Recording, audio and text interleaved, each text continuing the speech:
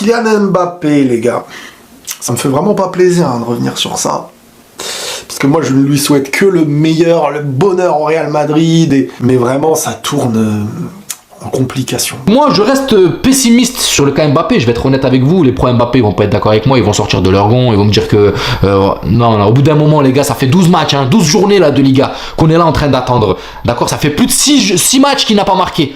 Plus de 6 journées, plus de 6 matchs qu'il n'a pas marqué. 6 matchs d'affilée qu'il n'a pas marqué. Vous voulez attendre quoi? Même Vinicius, qui a commencé à scorer, après lui, il a déjà rattrapé. Il est déjà à 8 buts. Vinicius, l'autre, il est resté bloqué à 7 ou je sais plus combien de buts. J'ai l'impression que cette saison de Mbappé va être ratée au Real. Voilà.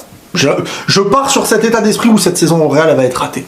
C'est mort. J'ai presque l'impression que lui doit se sentir pour l'instant inutile dans le jeu.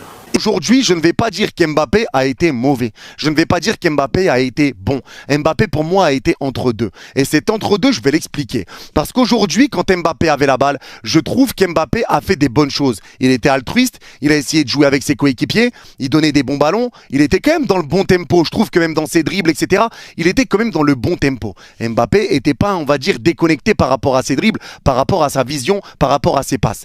On est en train de tout faire. Toute l'équipe se tue au corps et âme pour le faire marquer. Mais à la fin, frère, au bout d'un moment, quand t'es claqué, t'es claqué. Au bout d'un moment, on te met à gauche, tu n'y arrives pas. On te met devant, tu n'y arrives pas. On te met à droite, tu n'y arrives pas. On va faire quoi?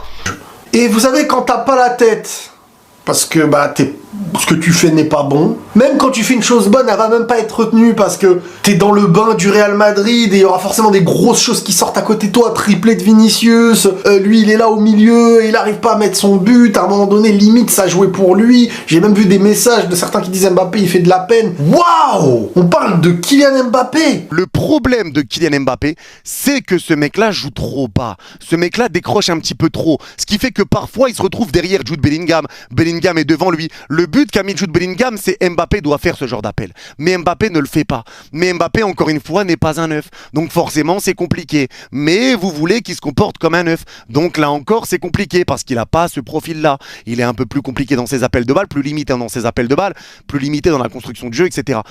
C'est pas que je m'acharne contre Mbappé ou quoi que ce soit, mais à un moment, il faut être réaliste. Là, en ce moment, il est sur une mauvaise passe, clairement. Il faut lui donner un peu de challenge. Et lui donner un peu de challenge, je vais pas vous mentir, pour moi, c'est aller le mettre sur le banc. Et mettre Hendrick, je suis sûr et certain que tu mets Hendrick sur 2-3 matchs, il marque. Je suis sûr et certain qu'il score, les gars. Aujourd'hui, tu te dis le gars fait de la peine.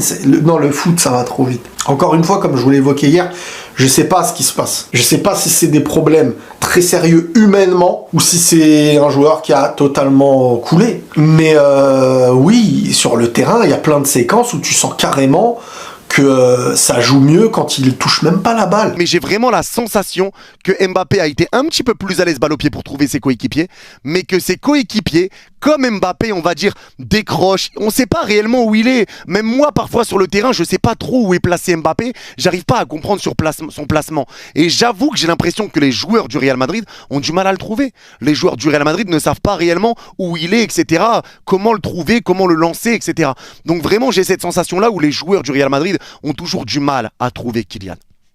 Je suis persuadé. Là, Mbappé, il doit aller sur le banc pour se remettre en question, pour qu'il comprenne que il n'y a pas tout qui est acquis. Parce que lui, j'ai l'impression que tout est acquis. Il prend le ballon et il veut dribbler toute l'équipe pour aller créer un exploit et aller marquer. Ça ne fonctionnera pas. Et je sais pas ce qui se passe. Je sais pas si c'est des problèmes très sérieux humainement ou si c'est un joueur qui a totalement coulé. Mais oui, sur le terrain, il y a plein de séquences où tu sens carrément que ça joue mieux quand il touche même pas la balle.